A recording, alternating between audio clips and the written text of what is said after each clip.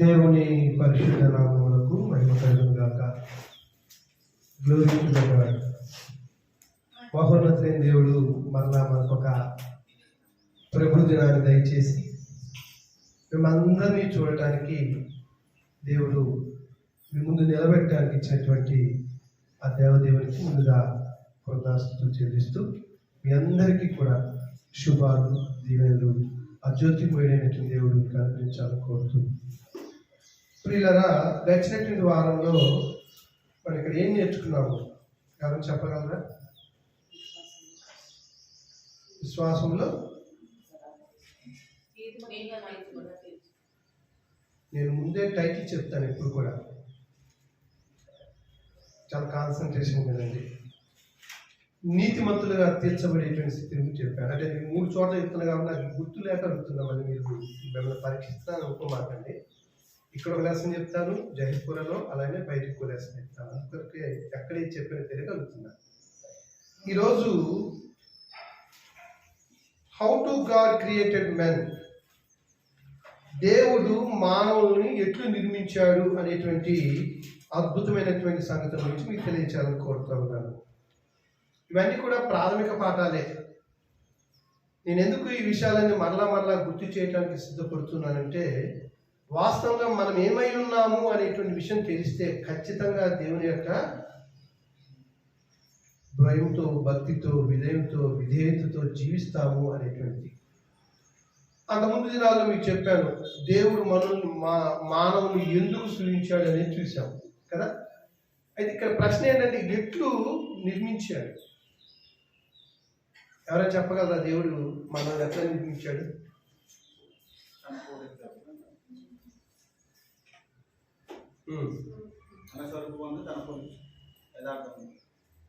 యథార్థవంతులుగా, నీతిమంతులుగా.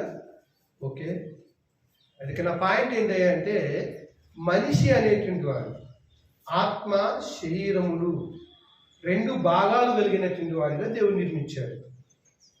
మీరు చెప్పినటువంటి పాయింట్ అందులో వచ్చేసింది. ఎలాగంటే దేవుడు మనల్ని ఎలా సృష్టించాలని చెప్పాడు? ఆదికాండం 1:26-27 భాగాన్ని మనం చూసినప్పుడు ఒకసారి మన బైబిల్ చూద్దాము. ఆదికాండము 1:26-27 దేవుడు మన స్వరూపమందు మన పోలిక చొప్పున నరులను చేయుదుము. ఇక్కడ దేవుడు అనేటువంటి పదము హిబ్రూ భాషలో ఎలోహిం అనేటువంటి పదం వాడబడింది. ఎలోహిం అనేటువంటి పదము ప్లూరాలిటీ, అంటే బహువచనమై ఉంది. ప్రియులారా, బైబిల్లో దేవుడు అనేటువంటి పదం దగ్గర చాలా సందర్భాల్లో ఆ హిబ్రూ భాషలో పలకబడినటువంటి పదాలు ఏంటంటే ఎలోహిం, షడాయ్ అనేటువంటి పదాలు వాడబడుతూ వచ్చాయి. కానీ ఇక్కడ ప్రత్యేకంగా 26వ వచనము మొదటి మాట మనం చూసినప్పుడు దేవుడు అనేటువంటి దాంట్లో ఎందుకు బహువచనమై ఉంది అనేటువంటి విషయాన్ని మీకు జ్ఞాపకం చేస్తాను. అక్కడ ఏమంటున్నాడు? ఒకవేళ అక్కడ మాట్లాడేటువంటి దేవుడు ఒక్కడే ఉంటే ఏమంటాడు? నా స్వరూపమందు నా పోలిక చొప్పున నరులను చేస్తాను అంటాడు. కానీ అక్కడ వ్రాయబడినటువంటి లేఖనాలు ఏమున్నాయి? ఏమంటాడు? మన స్వరూపమందు మన పోలిక చొప్పున నరులను చేయుదుము. చదువుకున్నటువంటి వాళ్ళందరికీ అర్థమైంది. ఇక్కడ ఒకరికంటే ఎక్కువ మంది ఉన్నారు. దేవుడు మానవుని నిర్మించేటువంటి క్రమంలో ఎలా చేయాలి, ఎట్లు చేయాలి అని ఆలోచిస్తున్నటువంటి క్రమంలో ఆ దేవుడు అనేటువంటి పదములో ఒకరు కంటే ఎక్కువ మంది ఉన్నారు అనేటువంటిది స్పష్టమవుతుంది. అందుకోసం మీకు చెప్పాను, ఇక్కడ వాడబడినటువంటి పదము ఎలోహిం. వాస్తవంగా తర్జుమాలో దేవుడు అని రావాలి కదా, కానీ దేవుడు అంటున్నాడు. ఆ దేవుడిలో తండ్రి దేవుడు ఉన్నాడు, కుమారుడైన దేవుడు ఉన్నాడు, పరిశుద్ధాత్మ దేవుడు ఉన్నాడు. మరి ఏం యోచిస్తున్నారు? మానవ యొక్క నిర్మాణంలో మానవుని ఎలా నిర్మించాలి, ఎట్లు నిర్మించాలని యోచిస్తున్నారంటే, మన స్వరూపమందు మన పోలిక చొప్పున నరులను చేయుదుము అన్నాడు. అయితే ప్రశ్న, మన స్వరూపం మన పోలిక అంటున్నాడు కదా, అసలు ఏంటి దేవుని యొక్క స్వరూపం ఏంటి? దేవుని యొక్క పోలిక ఏంటి అమ్మా? దేవుని యొక్క స్వరూపము యథార్థత. ఓకే, ఇంకా పరిశుద్ధత. ఇంకా అమ్మా నేను మన పోలిక చెప్పున మన స్వరూపమందు నరులను చేయదుము అన్నారు కదా. నేను అడిగే ప్రశ్న కరెక్ట్గా మీరు వినండి. దేవుని యొక్క పోలిక ఏంటి? దేవుని యొక్క స్వరూపం ఏంటి? ఇక్కడ ఏం రాయబడిందండి? ఇక్కడ ఏం రాయబడింది? యోహాను సువార్త 4:24 యేసుక్రీస్తు వారు సమరయ స్త్రీ ద్వారా ప్రపంచానికి తెలియజేసిన గొప్ప సత్యం. దేవుడు ఆత్మ కనుక ఆయన ఆరాధించేవారు ఆత్మతోనూ సత్యముతోనూ ఆరాధించారు. అర్థమవుతుందా? అంటే దేవుడు ఏమన్నాడు? ఆత్మస్వరూపి. మరి ఆత్మస్వరూపి అయినటువంటి దేవుడిని మానవ నేత్రాలతో చూడగలమండి? పోనీ నీలో అసలు ఆత్మ ఉందనేటువంటి విషయం నీకు తెలుసా? చాలా మంది తెలియనటువంటి విషయం. మనం ఈరోజు బ్రతికి ఉన్నాము అంటే మనలో ఖచ్చితంగా దేవుని యొక్క ఆత్మ ఉందని నమ్మాలి. ఇక్కడ ఏం చెప్పాలని కోరుతున్నానంటే మన పోలిక చొప్పున మన స్వరూపం అంటే దేవుని యొక్క పోలిక. మనుషులందరూ కూడా యోచించిన రీతిగా మనలాగనే చేతులతో, కాళ్ళతో, ముక్కు, నోరు, తల ఇవన్నీ ఇలా అనుకుంటున్నారు చాలా మంది. భౌతిక సంబంధంగానే చూస్తున్నారు. కానీ దేవుని యొక్క పోలిక, దేవుని యొక్క స్వరూపం ఏంటి అంటే ఆయన ఏమై ఉన్నాడో అది తెలియజేసేది. గ్రంథం మొత్తం మనకు తెలియజేసేది అంటే దేవుడు ఏమై ఉన్నాడంటే ఆయన పరిశుద్ధుడు. ఆయన ఎవరంట కదా? దేవుడికి ఉన్నటువంటి గుణ లక్షణాల్లో నిత్యశక్తికి సంబంధించిన లక్షణం ఏంటన్నది ఆయన పరిశుద్ధుడు. ఆయన పోలికలో మనం సృష్టించబడ్డాం. ఇక్కడ గమనించాలి, నేను చాలా ఉన్నాయి. దీన్ని ఎందుకు పాయింట్ అవుట్ చేస్తున్నా అంటే దేవుని యొక్క పోలిక లేదా ఆయన స్వరూపం ఏంటంటే ఆయన పరిశుద్ధుడు. మానవులు ఎలా చేయాలని ఆయన కోరుతా ఉన్నాడు? ఎలా చేయాలని? పరిశుద్ధంగా చేయాలని ఇష్టపడుతూ వచ్చాడు. ఇంకా చూడండి అక్కడ ఏమంటాడు 27 వారు సముద్రపు చేపలను, ఆకాశ పక్షులను, పశువులను, సముద్రపు భూమిని, సమస్త భూమిని, భూమి మీద ప్రతి జంతువును ఏలుదురుగా కానీ పలికారు. అంటే దేవుడు అవాదం సృష్టించిన తర్వాత వారు ఏం చేయబోతున్నారని చెప్పాడు. 27 చూడండి. దేవుడు తన స్వరూపమందు నరుని సృష్టించాడు. మరలా చెప్తున్నాడు ఇక్కడ. దేవుడు ఏం చేశాడంట? తన స్వరూపమందు నరుని సృష్టించను, దేవుని స్వరూపమందు వారిని సృష్టించను, స్త్రీనిగాను పురుషునిగాను వారిని సృష్టించను. ఇక్కడ మనం బాగా నేర్చుకోవాల్సిన విషయం ఏంటంటే దేవుని స్వరూపమందు మనం సృష్టించాడు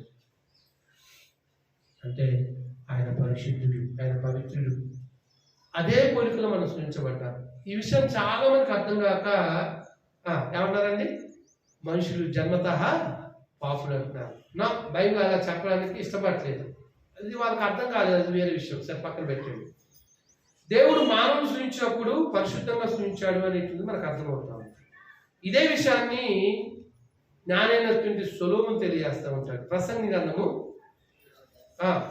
7వ అధ్యాయము 29వ భాగంలో తెలియజేస్తూ ఉంటాడు. జ్ఞానైన సొలొమోను, ఆయనకు మరొక పేరు ఏంటంటే ప్రసంగి. ఆయనకి ఏం పేరంటమ్మా? ప్రసంగి.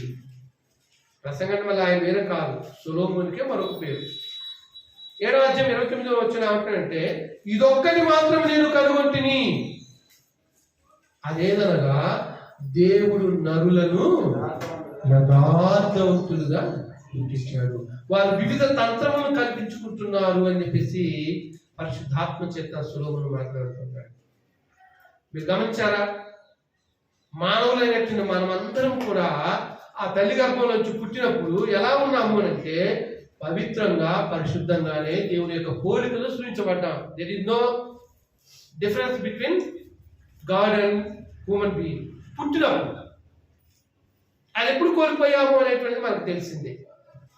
దాని గురించి మాట్లాడలేదు. అది ఇక్కడ ఇంకా మీకేం తెలియచేయాలని కోరుతానంటే మొట్టమొదటిగా దేవుడు సృష్టికర్త. దేవుడు ఎవరంట? సృష్టికర్త. మనము లేకపోతే మనల్ని మనము నిర్మించుకోలేము, దేవుడే మనల్ని నిర్మించాడు అనేటువంటిది. దాన్ని ఎలా చేశాడు అనేటువంటి దాన్ని, దేవుడు ఎలా చేశాడు మనుషులు అనే దాన్ని ఆదికాండం 2వ అధ్యాయం 7వ వచనం మనకు బాగా తెలుసు. ఎవరు చెప్తారా? నోటికి వస్తుందా కథల వాక్యం? చెప్పండి. ఉందా? అదే ఉందా? కరెక్ట్ చెప్పాలా? దేవుడే యెహోవా నేల మట్టితో నరుని నిర్మించి వారి నాసికారంధ్రములలో జీవవాయువు ఊదగా నరుడు జీవాత్ముడు. ఎన్నో పర్యాలు 100 సార్లు ఈ లేఖను చదువుతున్నాం. రావాలి మనకి. ఏదో వచ్చి ఈ చెవితో విని ఆ చెవితో వదిలిపెడితే ఉపయోగం లేదు. అసలు మనం ఎలా సృష్టించబడ్డాము అనేటువంటిది తెలియకుండా దేవుని గురించి ఏం తెలుసుకోగలం కదా? ఎలా సృష్టించబడ్డామంటే ఇక్కడ మీకు ఏం తెలియచేయాలని కోరుతున్నానంటే ప్రియులరా, ఎట్లు మానవుడు దేవుడు నిర్మించాడు అని అంటే ఈ 2వ అధ్యాయం 7వ వచనంలో మనకు కనపడతా ఉంది. ఏమంటున్నాడు? దేవుడి యెహోవా నేల మట్టితో నరుని నిర్మించి. అంటే మనల్ని సృష్టించడం కోసం దేవుడు ఉపయోగించినటువంటి పరికరాలు లేకపోతే పనులు ఏంటంటే, ఒకటి మట్టి, రెండవది మట్టితో చేశాడు బొమ్మని. వాళ్ళలో జీవం లేదు, ప్రాణం లేదు, మాట్లాడలేదు, నడవట్లేదు, ఆలోచించట్లేదు, చర్చించవలాగా ఉన్నాడు. అలా చేయడానికి ఇష్టపడుతున్నాడు దేవుడు? లేదు. అక్కడ అంటాడు కదా 2వ అధ్యాయము 7వ వచన భాగంలో, దేవుడిని యెహోవా నేల మట్టితో నరుని నిర్మించి వాని ముక్కు రంధ్రాల గుండా జీవవాయువును ఊదగా జీవాత్మాయుడు. ఇక్కడ మనం చూసినట్లయితే పిల్లరా, మానవుడు ఒకటి మన్ను, నేల మన్ను, రెండోది జీవాత్మల యొక్క కలయిక. ఇది చెప్పడం కోసం ఇదంతా మీకు బ్యాక్గ్రౌండ్ చెప్తాను. దేవుడు మానవుని ఎట్లు సృష్టించాడు అని అంటే నేల మట్టితోటి, రెండోది జీవాత్మ, జీవవాయువు అన్నాడు. గాడ్ హ్యాస్ బీన్ బ్రీథెన్ అనేటువంటి మాట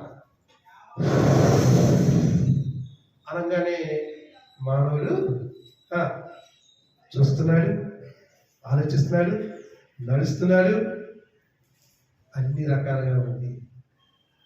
మొట్టమొదటిగా ఆత్మ శరీరము 2 భాగాలుగా ఉంది. దీంట్లో జీవము అంటున్నాడు, దానికే మరొక పేరు ఆత్మ అంటున్నాడు. ఈ జీవము ఆత్మ అనేటువంటిది ఎవరికైనా కనపడతాయా?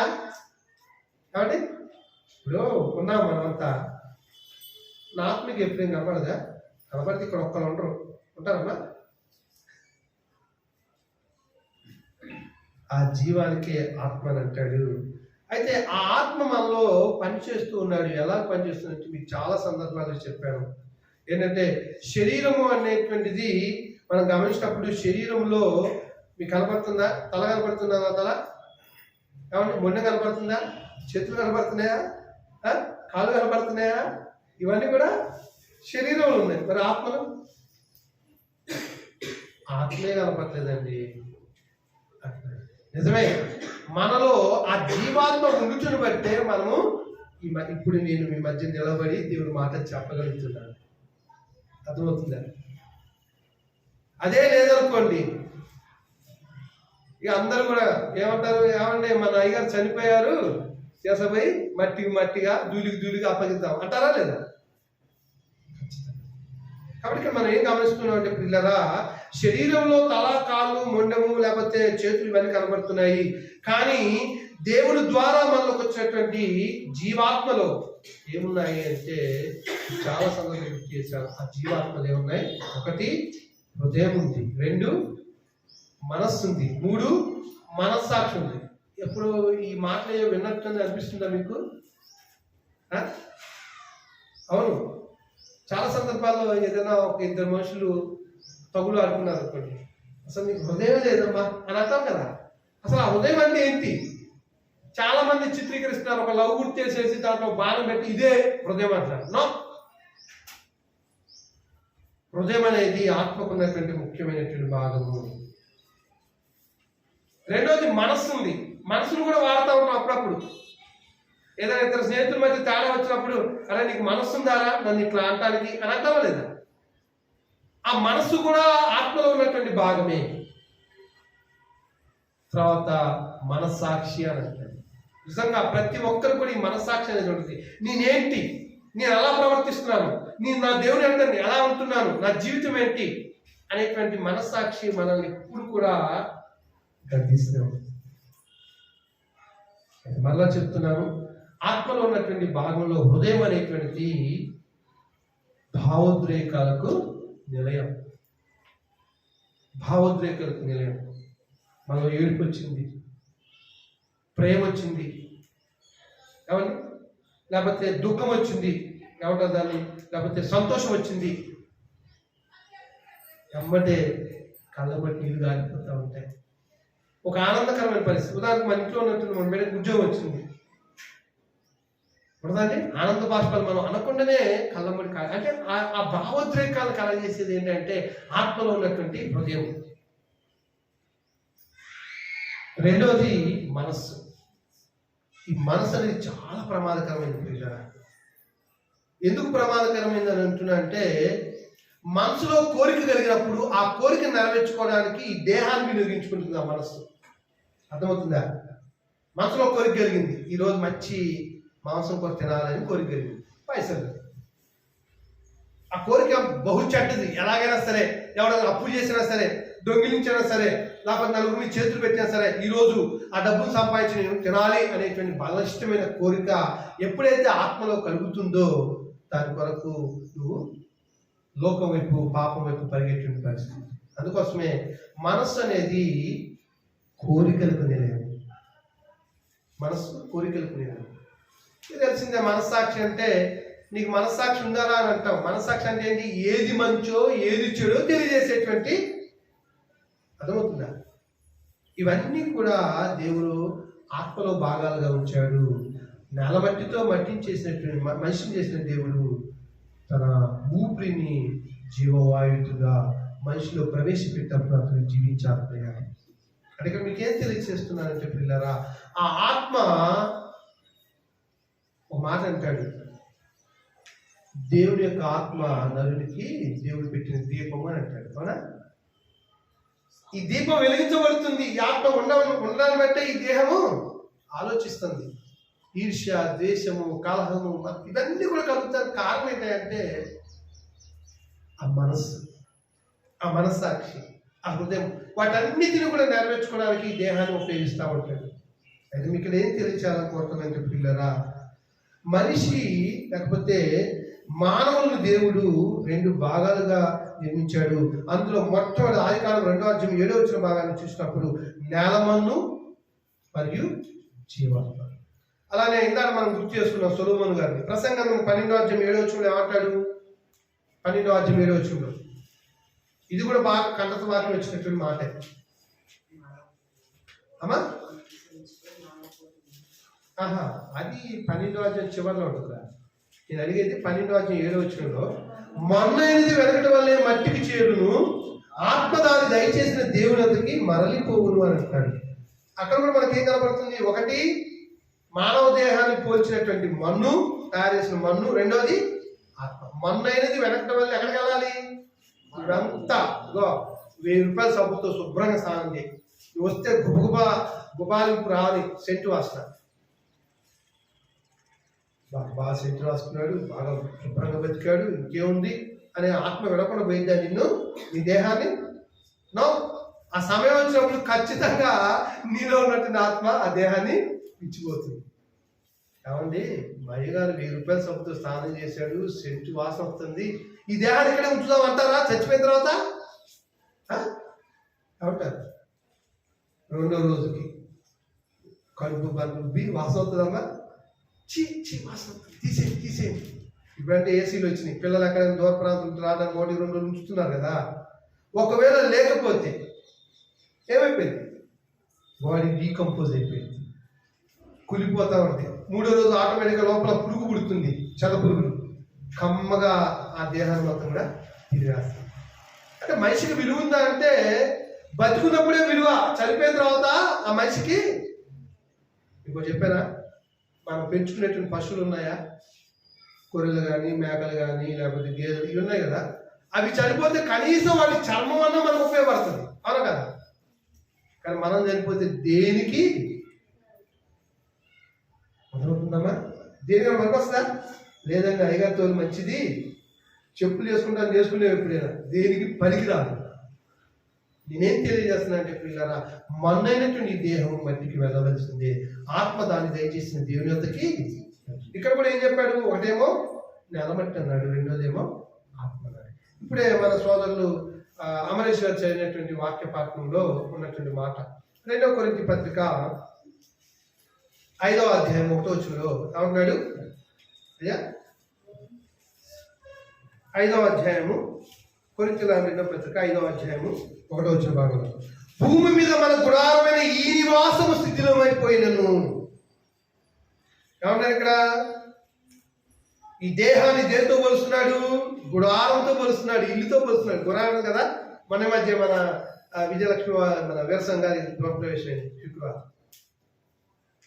ఇక్కడ ఏం చెప్తున్నాడంటే, చాలా మంది భౌతిక సంబంధంగానే ఆలోచిస్తున్నారు, కానీ ఇక్కడ చెప్పబడినటువంటి గుడారము శరీర సంబంధమైనది కాదు, ఈ మన నివాసం అనేటువంటి గృహం కాదు అనే విషయాన్ని గమనించట్లేదు. ఇక్కడ చెప్తున్నాడు పరిశుద్ధాత్మ దేవుని ద్వారా పౌలు గారు, భూమి మీద మన గుడారమైన ఈ నివాసము సిద్ధమైపోయినను, చేతి పని కాక దేవుని చేత కట్టబడినది నిత్యమైనది నివాసము పరలోకమందు ఉన్నదని మనము ఎరుగుదము.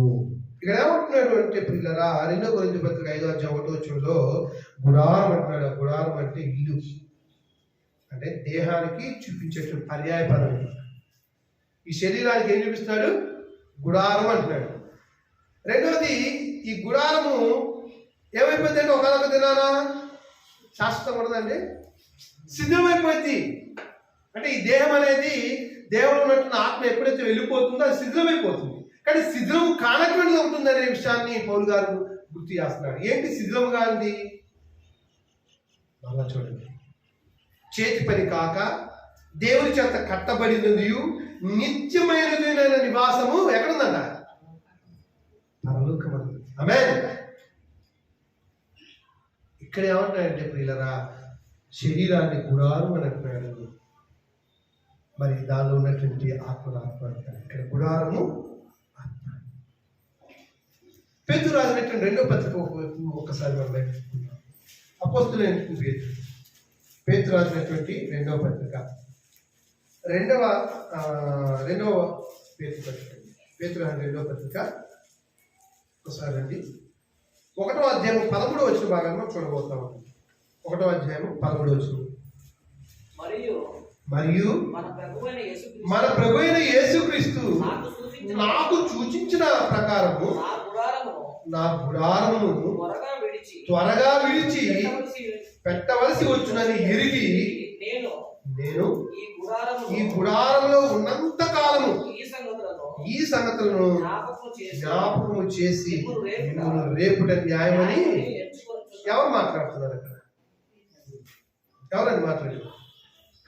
పేతురు గారు చెప్తున్నాడు. ఆయన ఉంది కదా, పేతురు గారు 2వ పత్రిక అంటే పేతురు గారు 2వ పత్రిక రాశాడు. మొదటి పత్రిక ఉంది, 2వ పత్రిక కదా. ఆయన ఏం మాట్లాడుతున్నాడు? 14వ వచనంలో, యేసుక్రీస్తు నాకు సూచించిన ప్రకారము నా గుడారమును త్వరగా విడిచిపెట్టవలసి వచ్చినని ఎరిగి. ఆయనకు అర్థమైపోయింది, ఆయన మరణకాలం సమీపిస్తే అర్థమైపోయింది. అది మీకు ఇక్కడ అర్థమైందో లేదో, ఈ గుడారం దేని కొరకు నియమించబడిందో తెలుసా అండి? ఉదాహరణకి ఇల్లు ఉంది, ఇల్లు దేని కొరకు నియమించబడింది? మనం నివసించాలి కదా, అవునా కదా? ఈ ఎండ నుంచి లేకపోతే వర్షం నుంచి చలి నుంచి ఇల్లు మనం కాపాడుతుంది. అలానే దేవుని స్వరూపంలో సృష్టించబడినటువంటి ఈ మానవుడు మాట్లాడితే గుడారం అన్నాడు. ఆ గుడారం ఏంటి? దేనికి గుడారం అది అని అంటే, ఆత్మకు గుడారము ఈ దేహం. ఆత్మకు గుడారము దేహం. ఆత్మ నివసించాలి కదండి.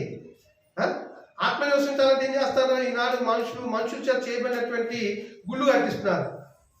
దేవుడు ఉన్నాడు అనేటువంటి దాన్ని రాళ్ళతో రప్పలతో ఇంకేదో చేస్తారు. దాని గురించి నేను చెప్పట్లేదు. ఇక నేను మీకు ఏం గుర్తు చేయాలనుకున్నా అంటే, ఈరోజు మనం జీవిస్తున్నామంటే, మనం బ్రతుకుతున్నామంటే, పాలనేటువంటి నాలో ఆత్మ ఉంది. ఆ ఆత్మ కొరకే ఈ దేహం నియమించబడింది. ఈ దేహము ఇది చెప్తున్నాడు పేతురు గారు. ఏమన్నాడు ఇక్కడ? నా గుడారము త్వరగా విడిచిపెట్టవలసి వచ్చినని ఎరిగి నేను ఈ గుడారంలో ఉన్నంత కాలము ఈ సంగతులు జ్ఞాపకం చేసి మిమ్మల్ని రేపుట న్యాయమని ఎంచుతున్నాము. ఆత్మే మన దేహం నుంచి వెళ్ళిపోయింది అనుకోండి, ఎవరి మీద కక్ష తీర్చుకోగలమా? ఏమండి? మానవుడు ఈ ఆత్మ ఆ గుడారంలో ఉన్నంత వరకే వాడి యొక్క పని. ఎప్పుడైతే వెళ్ళిపోయిందో 1 సంవత్సరం ఏడుస్తారు, 2 సంవత్సరాలు ఏడుస్తారు, 3 సంవత్సరం మా నాయనమ్మ చనిపోయారండి. కొడుకులం కాబట్టి కొన్ని సంవత్సరాలు చేసాం, దాదాపు 4-5 సంవత్సరాలు చేసాం. ఏది జ్ఞాపకార్థం చేసుకుని ఏడ్చుకుంటూ, అయ్యో మా నాన్న మా అమ్మ ఇంతగానో పెంచారు కదా, మాకు ఈ స్థితిని ఇచ్చారు కదా, ఈరోజు దేవుడు పిల్లలుగా జీవించడానికి వాళ్ళే కదా మూలమని చాలా సందర్భాల్లో అనిపించాం. ఇప్పుడు ఏమవుతుందంటే రాను రాను వాళ్ళు చనిపోయిన దినాన్ని జ్ఞాపకం చేసుకోవట్లేదు. కారణం ఏంటి? చనిపోయిన వాళ్ళు ముఖ్యం కాదు, చనిపోవడానికి సిద్ధంగా ఉన్నటువంటి వాళ్ళు ముఖ్యం. గుర్తొస్తుందా లేఖనం ఒకటి? చనిపోయిన వాళ్ళ గురించి అడవద్దు, అంగలార్చవద్దు, చనిపోవడానికి సిద్ధంగా ఉన్న వారి కొరకు అంగలార్చండి, ఏడవండి, కన్నీరు విరవమని చెప్పేసి ప్రవక్త అయినటువంటి ఇర్మియా ద్వారా దేవుడు తెలియజేస్తా ఉన్నాడు. 22వ అధ్యాయం 10వ వచనం ఇర్మియా గ్రంథం. ఒకవేళ నా రక్త సంబంధులు, నా బంధువులు, నా స్నేహితులు, నా సంఘస్థులు రక్షణ పొందకుండా వారి ఆత్మ వారి శరీరాన్ని విడిచిపెట్టింది అనుకోండి, ఏమవుతుందమ్మా? ఇందాక మనం పాడుతున్నాం, ఇది ఏ సమయం రండి రక్షణ పొందండి, ఇక సమయము లేదండి, రండి యేసుని చేరండి. ఎందుకు యేసుని చేరాలి? ఎందుకు ఆ స్వార్థ గీతాలను పాడుతున్నాం? ఎందుకు యేసుని చేరాలి? నీ ఆత్మను రక్షించగలిగే ఏకైక యుగ పురుషుడు ఆయనే. నువ్వు నమ్మకం. ఈ భూమి ముందు ఉన్నటువంటి ఏ దేవుడు, ఏ దేవత నీలో ఉన్నటువంటి ఆత్మను రక్షించలేడు. కానీ నీలో ఉన్నటువంటి ఆత్మ యొక్క విలువను కాపాడేవాడు, రక్షించేవాడు, నిన్ను తీసుకునేది దేవుడి యొక్క రాజ్యమైన పరలోకంలో ఉంచగలిగిన వాడు ఎవరు అంటే యేసు ఒక్కడే. అవునా కదా? అది తెలియక చాలా మంది నాది నాది నాది అని వెంపర్లాడుతూ ఉన్నారు. ఒకసారి ఆలోచించండి. ఇక్కడ అదే చెప్తూ ఉన్నాడు పేతురు గారు, మరియు మన ప్రభువైన యేసుక్రీస్తు నాకు చూపించిన ప్రకారము నా గుడారము త్వరగా విడిచిపెట్టవలసి వచ్చినని ఎరిగి నేను ఈ గుడారంలో ఉన్నంత కాలము ఈ సంగతులు జ్ఞాపకం చేసుకుని మిమ్మల్ని రేపుటకు న్యాయమని ఎంచుకొనిచున్నాను. జాగ్రత్త. నువ్వు మరణించక మునిపే, నీ ఆత్మ నీ దేహంలోంచి వెళ్ళక మునిపే నీ ఆత్మ రక్షించబడుతుందా? క్రీస్తు ప్రభు యొద్దకు వచ్చి నువ్వు దేవుని యొక్క వాక్యాన్ని విని దాన్ని రక్షించుకోవడానికి ఆయన పాదాల ఎదుకొని అడుగుతున్నావా? ఒకవేళ లేనట్లయితే పేతురు గారు అంటున్నాడు, మిమ్మల్ని రేపుతూ ఉన్నాడు, మీలో ఆ చైతన్యాన్ని కలిగిస్తున్నాడు. మీరు ఒకవేళ క్రీస్తు ప్రభువును తమ సొంత రక్షకుడిగా అంగీకరించకుండా మీరు మరణిస్తే, ఈ ఆత్మ ఈ దేహమైన గుడారం నుంచి వెళ్ళిపోతే ఏమవుతుందంట? నరకమున వారి పురుగు సావదు అజ్ఞ. ఎంత భయంకరమైన చూడండి. మనకు తెలియదా అమ్మా? ఒక ధనవంతుడి గురించి మనం లూకాసు వార్తలో లూకా చెప్పట్లేదా? లూకాసు వార్త 16వ అధ్యాయం 19వ వచనం నుంచి మనం చూసినప్పుడు ఆ ధనవంతుడు ఈ భూమి మీద విస్తారమైనటువంటి ఆనందాన్ని పొందాడు. ప్రతిరోజు సన్నపు నార బట్టలు వేసుకున్నాడు, అంటే బాగా ధనవంతులు వేసుకునేటువంటి బట్టలు. తనకు కావలసినటువంటి పంచభక్ష పరమాణాలు తిన్నాడు. ఆయన కుంది కాబట్టి తిన్నాడు, మనం తప్పు పట్టట్లేదు. కానీ అలా ధనవంతుడిగా ఉండి ఆయన ఇంత వాకిలో ఉన్నటువంటి పేదవాడైనటువంటి వ్యక్తికి ఇంతో మాత్రం కూడా ఆహారం పెట్టలేదు. ఈయన చనిపోయాడు, ఆయన చనిపోయాడు. ధనవంతుడు చనిపోయి ఎక్కడికి వెళ్ళాడంట?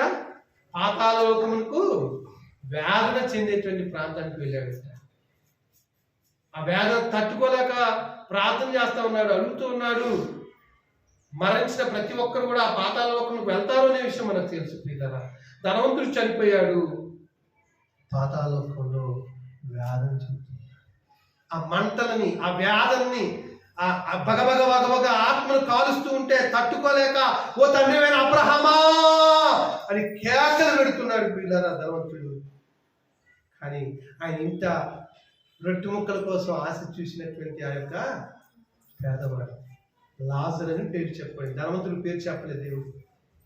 ఆ లాజరు మరణించాడు. అబ్రహామును ఆనుకోవడానికి దేవదూతల చేత, చూడండి, భూమి మీద నువ్వు అనుకోవచ్చు, నీ నా గొప్ప స్థితి, భూమి మీద నాకు ధనం ఉంది, నాకు ఆస్తి ఉంది, నాకు ఉద్యోగం ఉంది, నాకు వ్యాపారం ఉంది, సమస్తం ఉన్నాయి. కానీ పోయేటప్పుడు అవి నీతో వస్తాయా? వస్తాయమ్మా? రావు. ధనవంతుడు విలాసవంతమైనటువంటి జీవితాన్ని జీవించాడు, మనకు తెలీదా? కానీ ఎక్కడికి వెళ్ళాడు? దేవదూతలు వచ్చి ఆయన చేసపారండి. ఎవరు తీసుకెళ్ళారు చెప్తారుగా, మన వాళ్ళు చెప్తారుగా. ఏంటది? ఎవరైనా అట్లా పాశ వేసిందంట. ఏంటా మొదలు తప్ప పిల్లలు బాగా తెలిసేమో. పాశ వేసి తీసుకుని పోయింది తీరవి. మంచిగా సలసల కాగే నూనెలో ఆత్మను వేయిస్తున్నాను చెప్తారు కదా మన వాళ్ళు. అంటే బైబిల్లో ఉందని చెప్పట్లేదు, మీకు అర్థమైందని దాన్ని పోలికి చెప్తున్నాను. వేదన చెందుతున్నాడు, కానీ లాజరు చనిపోయాడు. దేవదూతల చేత కూలిపోబడ్డాడు పరదేశంలో. నెమ్మది పొందేటువంటి ప్రాంతం. నేను ఎందుకు ఈ విషయాన్ని తెలియజేస్తున్నానంటే పిల్లారా, మనకున్నటువంటి ఆత్మ యొక్క విలువను మనం తెలుసుకోకుండా ఈ గుడారం అనేటువంటిది శిథిలమైపోవడానికి సిద్ధంగా ఉంది. ఎంతకాలం బతుకుతామండి? నాకు 53 సంవత్సరాలు వచ్చాయి. మా అమ్మ నాన్న ఇద్దరు కూడా 64 సంవత్సరాలకే చనిపోయారు. ఈనాడు మనకున్నటువంటి అనారోగ్యాలు కావచ్చు, ఒత్తిళ్లు కావచ్చు, వీటి ద్వారా ఎప్పుడు పోతామో చెప్పగలవా?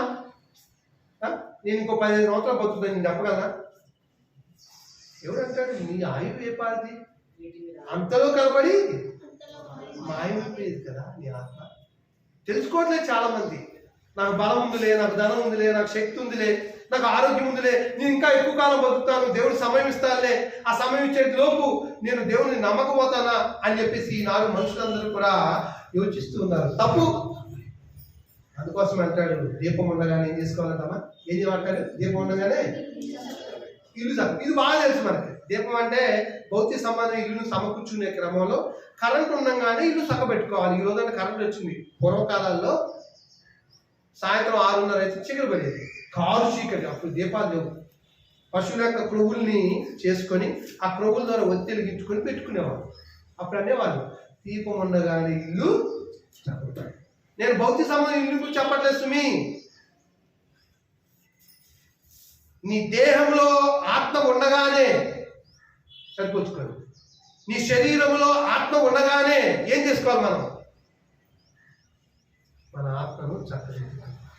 ఒకవేళ పాపంతో ఉన్నట్లయితే, ఒకవేళ దేవునికి అవిధేయులుగా ఉన్నట్లయితే అన్ని క్రీస్తు యొక్క రక్తంలో తెలియాలి, కడుక్కోవాలి.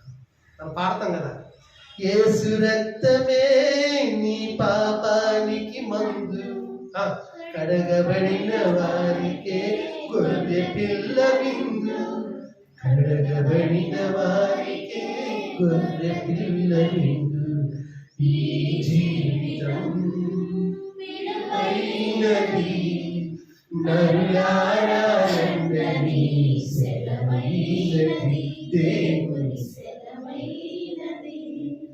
సిద్ధపడినావా చివరి యాత్రకు? సిద్ధపడినావా చివరి యాత్రకు?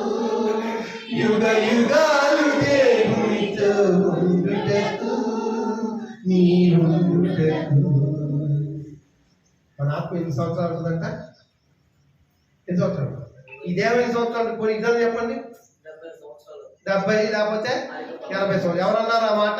కీర్తన గారు చెప్పలేదా? 9వ కీర్తన 10వ వచనంలో మానవ యొక్క ఆయుష్ 70 సంవత్సరములు, అధిక బలం ఉన్నట్లయితే 80 సంవత్సరములు. వారి వైభవము ఆయాసము ప్రయాసం. ఈ దేహం 78 సంవత్సరం. మరి ఆత్మ సాగుందా? ఉంటుందా? దేవుని ద్వారా వచ్చింటుంది ఆత్మ. దేవుని యొక్క నియమం ఏంటంటే దేవుని ద్వారా ఆత్మ మనలోకి వచ్చింది. మళ్ళీ ఎక్కడికి వెళ్ళాలి? ఆత్మ ఈ దేహాన్ని విడిచిపెట్టేటప్పుడు ఎక్కడికి వెళ్ళాలి? అది దేవుని నియమం. అలా వెళ్ళలేకుండా అపవాదం ఏం చేస్తున్నాయంటే అసూయ, ద్వేషము, కలహాలు, మత్తతులు, విమతములు, వీటన్నిటిని మనలో కలుగజేసి లోకాసు వార్తలు అంటాడు, హృదయంలోంచి వచ్చేవన్నీ నేనేం చేస్తున్నాయంట? పవిత్రపరుస్తున్నాయి అన్నాడా? లేదు, అపవిత్రపరుస్తున్నాయి. దురాలోచనలు, అసూయ, ద్వేషము, కలము, నాది నాది నాది అనేటువంటి వెంపర్లాడుతూ ఈనాడు అపవాది యొక్క రాజ్యానికి వారసు. జాగ్రత్త సుమి. ధనవంతుడు చనిపోయాడు, వ్యాధిని చెందుతున్నాడు. ఓ తండ్రి మీద అబ్రహామా అని కేకలు పెడుతున్నాడు.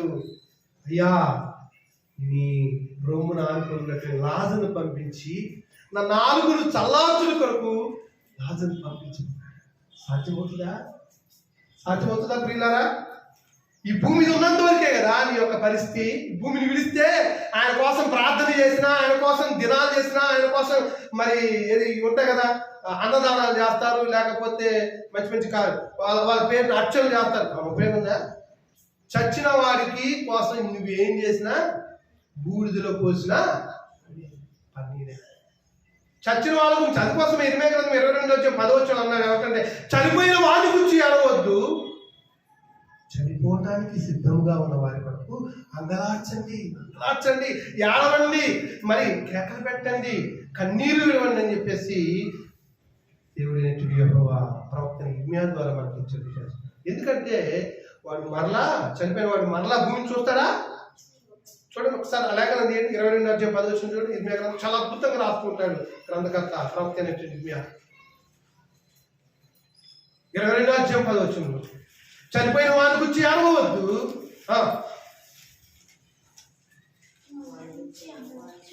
చదవండి అయ్యా మొగలు. చనిపోయిన వారి గురించి ఏడవద్దు, వారి గురించి అంగలార్చవద్దు. వెళ్ళిపోతున్న వారి గురించి, ఎవరి గురించి అంట?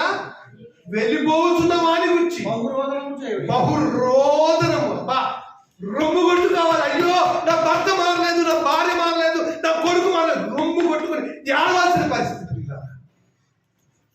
ఈనాడైనా ప్రార్థన చేస్తూ ఉపవాసం ఉండి నా కుటుంబం కొరకు, నా పిల్లల కొరకు, నా భర్త కొరకు, నా కొరకు ఏడుస్తున్నావా? ఏం చెప్తుంది లేఖనం? బహురోదనము చేయండి. ఎందుకు చేయాలా? చదువు. వాడు ఇంకను తిరిగి రాడు. ఎవడు? చనిపోయిన వాడు ఇంకను తిరిగి రాడు. జన్మభూమి చూడడు, ఈ భూమిని జన్మభూమిని చూడడు. కాబట్టి చనిపోకముందే అంటున్నాడు పిల్లరా. ఏంటి అంటే సామెతల 20:27 బాగున్నాడు. జ్ఞాని సొలొమోను ఈ రీతిగా తెలియజేస్తున్నాడు. 20:27 నరుని ఆత్మ యెహోవా పెట్టిన దీపము. నీ హృదయంలో ఉన్నటువంటి భావోద్రేకాలని, మనసులో ఉన్నటువంటి క్రియల్ని నువ్వు లక్ష్య పెడుతున్నావా? మనస్సాక్షిని బట్టి నువ్వు పని చేస్తున్నావా? అది తప్పో ఒప్పో ఎంచుకోవట్లేదా? జాగ్రత్త, నీ ఆత్మ ప్రమాదకరమైన పరిస్థితులు పరిస్తుంది. ఇంకా ఏమన్నారంటే ఈ ఆత్మ గురించి కొరింథీయుల మొదటి పత్రిక, అపోస్తలుడైన పౌలు కొరింథీయుల 2వ పత్రిక చూద్దాం.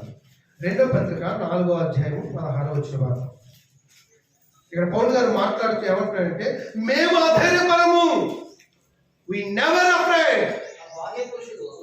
మేము అధైర్యపరము, మా బాహ్య పురుషుడు కృషించుచున్నను, ఆంతర్య పురుషుడు దినదినము. మానవుని ఎలా పోలుస్తున్నాడట? దేహానేమో బాహ్య పురుషుడు అన్నాడు, ఆత్మనేమో ఆంతర్య పురుషుడు. వాస్తవంగా ఏది విలువైంది? బాహ్యంగా ఉన్న పురుషుడు అంటే బయటికి కనిపించేటువంటి దేహం విలువైందా? అంతరంగా ఉన్నటువంటి దేహం విలువైందా? ఆత్మ విలువైందా? ఎవరైనా దాని మీద లక్ష్య పెడుతున్నారా? అందుకోసం క్రీస్తు ప్రభు ఎన్నో పర్యాలు మీ ఆంతర పురుషుని సరి చేసుకోండి. పేతురు రాసిన పత్రికలో అంటాడు, జడలు అల్లుకుంటేనను, బంగారు నగలు పెట్టుకుంటేనను, వెలుపల అలంకారము మీకు అలంకారంగా ఉండకని మాట్లాడుతున్నాడు పేతురు గారు. ఈనాడు మనం ఏం చేస్తామంటే ఆకర్షించబడాలని చక్కటి బట్టలు వేసుకుంటున్నాము, నగలు పెట్టుకుంటున్నాము. ఇంకా మీరు చూసినట్లయితే చూడండి, అందచందాలు పెంచుకోవడం ఇప్పుడు అవి వచ్చింది కదండి, బ్యూటీ పార్లర్ వచ్చింది కదా. మీరు చూసారా? కొంతమంది లేడీస్ని ఐబ్రోలు చేసుకుంటారు, ముఖం మీద మంచిగా యాత్ర కదా. నేను ఎప్పుడు పోలేదు, నాకు తెలియదు, కానీ చూస్తున్నాను. అరే బాహ్య సౌందర్యాన్ని పెంపొందించుకున్నారు. నేను పెంపించుకోవద్దని నేను చెప్పట్లేదు. దానివల్ల నీకు కలిగేటువంటి మేలా కీడ ఆలోచించి అర్థమవుతుందమ్మా? మేలా కీడ చూసిన వాళ్ళ మరి అంటే దానివల్ల మేలు జరుగుతుందని కీడ కదేనా? కీడు జరుగుతుంది. నేనేమంటానంటే మీరు అందంగా ఉండొద్దని నేను అనట్లేదు, లేకపోతే మంచి బట్టలు వేసుకోవద్దని అనట్లేదు, కానీ దానికంటే విలువైంది ఏంటి అంటే అక్షయ అలంకారం. పేతురు అనేటువంటి మొదటి పత్రిక 3వ అధ్యాయం చెప్తాడు. దానికంటే విలువైంది జడలు అల్లుకోవడం. ఇప్పుడైతే ఆ మాట అన్నాడు కానీ మీకు సందర్భం తెలియదు. నేను చెప్తాను, ఒకప్పుడు రాజుల కాలంలో రాణులు తయారు కావాలంటే వాళ్ళ జల్లు అల్లాలంటే ఒక పోటాలో పట్టేదంట. అల్లికలు వేసేవాళ్ళు. చరిత్ర చెప్పిన సత్యం. దానికి సమయాన్ని తగలేస్తున్నారు. మీలో ఉన్నటువంటి ఆంతర్య పురుషుడు ఉన్నారు కదా, లేకపోతే ఆంతర్య స్త్రీ ఉంది కదా, ఆమెను అభివృద్ధి పరచుకోండి ఆత్మీయంగా అంటున్నాడు. ఒకసారి పేతురు రాసినటువంటి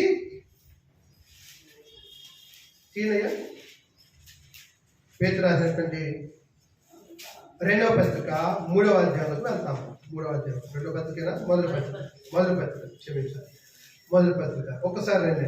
అటువలే స్త్రీలారా మీరు మీ స్వపురుషులకు లోబడి, ఇక్కడ లోబడటం గురించి చెప్పుకుంటూ మాట్లాడుతూ అలంకారం గురించి చెప్తామంటాడు. ఇక్కడ చూడండి 3వ వచనంలో, జడలు అల్లుకొనుటయును బంగారు నగలు పెట్టుకొనుటయు వస్త్రములు ధరించుకొనుటయును అను వెలుపటి అలంకారము మీకు అలంకారంగా ఉంటారు. మీకు అంటే ఎవరు ఇక్కడ?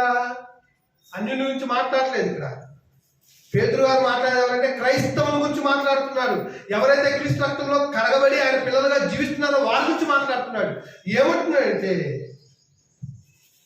జడలు అల్లుకొనుటయు బంగారు నగలు పెట్టుకొనుటయు వస్త్రములు ధరించుకొనుటయు అను వెలుపటి అలంకారము మీకు అలంకారంగా ఉండక. మరి ఏముండాలి చెప్తున్నా?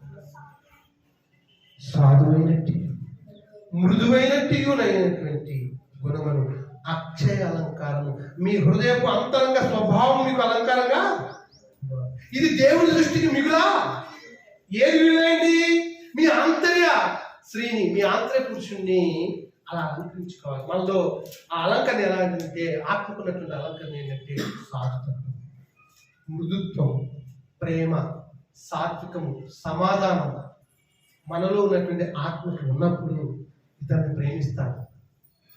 ద్వేషిస్తామండి? ఉండదు ద్వేషం. ఎందుకంటే వారు రక్షించవాలేదు, వారి గురించి ప్రార్థన చేస్తాము. అయ్యో వారి ఆత్మ, ఆ ధనవంతుడి యొక్క ఆత్మ పోయినట్టుగా నరకానికి వెళ్ళిపోతుందే, వేదన పోతుందో వారి కొరకు ప్రార్థన చేస్తాము, కన్నీళ్లు విడుస్తాము. ఇవేమీ చేయట్లేదంటే మనకి ఆత్మ యొక్క విలువ అర్థం కాలేదని. ప్రియ సహోదరి సహోదరులారా, మేము ధైర్యపడము, మా బాహ్య పురుషుడు కృషించుచున్నాను, ఆంతర్య పురుషుడు దినదినము నూతనపరచబడాలి. అది దేవుని యొక్క నియమం. నూతనపరచబడుతున్నాడా? ఒకసారి మనల్ని పరీక్షించుకున్నాం. ఒక 20 సంవత్సరాల క్రితం బాప్తిసం పొంది నేను అప్పటికి ఇప్పటికి నా ఆత్మీయ జీవితం అలాగనే ఉందా? లేకపోతే వాక్యానుసారంగా ఏమైనా ఎదుగుతూ వచ్చానా? ఒక చెప్పక్కర్లే, నువ్వు అర్థంలో నీవు ఎట్లో చెప్పక్కర్లే, నీ మనసుకు తెలియదండి. ఇప్పుడే చూసాం కదా, ఆత్మలో ఉన్నటువంటి మనస్సాక్షి కానీ లేకపోతే అంత ఏదది హృదయం కానీ మనసు కానీ మనం గర్జించట్లేదా? ఖచ్చితంగా నువ్వు నమ్ము. అందుకోసం అంటారు పౌలు గారు, శరీరాన్నేమో బాహ్య పురుషుడు అన్నాడు, ఆత్మనేమో ఆంతర్య. కొరింథీయుల మొదటి పత్రిక, ఇంకా నేను మొదటి పత్రిక 15వ అధ్యాయం చదువుతాను. కొరింథీయుల మొదటి పత్రిక 15వ అధ్యాయం తీసారమ్మా. 15వ అధ్యాయం 20 వచ్చిన భాగం చూడండి ఒకసారి. ఇప్పుడైతే నిద్రించిన వారిలో ప్రథమ ఫలంగా క్రీస్తు మృతుల్లో నుంచి లేపబడేను ఉన్నాడు. మనుషుని ద్వారా మరణం వచ్చిన కనుక మనుషుని ద్వారానే మృతుల పునరుద్ధానము. అలాగునే క్రీస్తునందు అందరూ 22 వచ్చిన ఆదామునందు అందరూ ఎలా మృతి పొందుతున్నారో అలాగునే క్రీస్తునందు అందరూ బ్రతికించబడుతున్నారు. ఇక మీకేం తెలియచేయాలనుకోవాలంటే ప్రియులారా, మొదటి మనుషుల ద్వారా మనుషులకి పాపం వచ్చింది. మొదటి మానవుడు అంటే ఎవరు? ఆదాము. కానీ కనపడిన ఆదాము వచ్చాడు ఒక ఆయన మనందరిని రక్షించడానికి. ఎవరైనా? యేసుక్రీస్తు వారి గురించి చెప్తున్నాడు పౌలు గారు. వారి ఇరువురి మధ్య ఉన్నటువంటి వ్యత్యాసం. మొదటి మానవుడైన ఆదాము ద్వారా ఈ లోకానికి పాపం అంతా కూడా సంప్రాప్తమైంది. చెప్పాడా? రోమిలాని పత్రిక 5వ అధ్యాయము 12వ వచనం ఏమంటాడు? ఇట్లుండగా ఒక మనుషుని ద్వారా పాపం ద్వారా మరణమును లోకంలోకి ఎలాగో ప్రవేశించడం, మనుషులందరూ పాపము చేసినందున మరణం అందరికీ ఆదాము ద్వారా సంప్రాప్తమైంది. కానీ కడపట ఆదాము వచ్చాడు. కాలం పరిపూర్ణమైనప్పుడు దేవదేవుడు యేసుక్రీస్తు వారిని పంపించాడు. ఆ కడపటి ఆదాము మనందరం ఏమవుతున్నామంట? బ్రతికించబడుతున్నాము. అదే చెప్పేది. మరొకసారి చూద్దాము. మనుషుని ద్వారా మరణం వచ్చిన కనుక మనుషుని ద్వారానే మృతుల పునరుద్ధానము. కానీ ఆదాము అనే మనుషుని ద్వారా అందరికీ మరణం వచ్చింది. కానీ యేసుక్రీస్తు అనే కడపటి ఆదాము ద్వారా లేకపోతే యేసుక్రీస్తు వారి ద్వారా మృతుల పునరుత్థానం కలిగింది. ఇంకా ఉన్నాడు, ఆదామునందు అందరూ ఎలాగ మృతి పొందుతున్నారో అలాగనే క్రీస్తునందు అందరూ బ్రతికించబడుతున్నారు. ఆమేన్. ప్రతి వాడును తన వరుసలో బ్రతికించబడును. ప్రథమ ఫలము క్రీస్తు, తర్వాత క్రీస్తు వచ్చినప్పుడు ఆయన వారు బ్రతికించబడుతున్నారు. ఇలా చెప్పుకుంటూ 15వ అధ్యాయం ఒకసారి 50 వచనం దగ్గర 15వ అధ్యాయం 50 వచనం. సహోదరులారా నేను చెప్పుడేది ఏమనగా, పౌలు గారు అంటున్నాడు పరిశుద్ధాత్మ చేత, రక్త మాంసములు దేవుని రాజ్యమును స్వతంత్రించుకొననేరవు.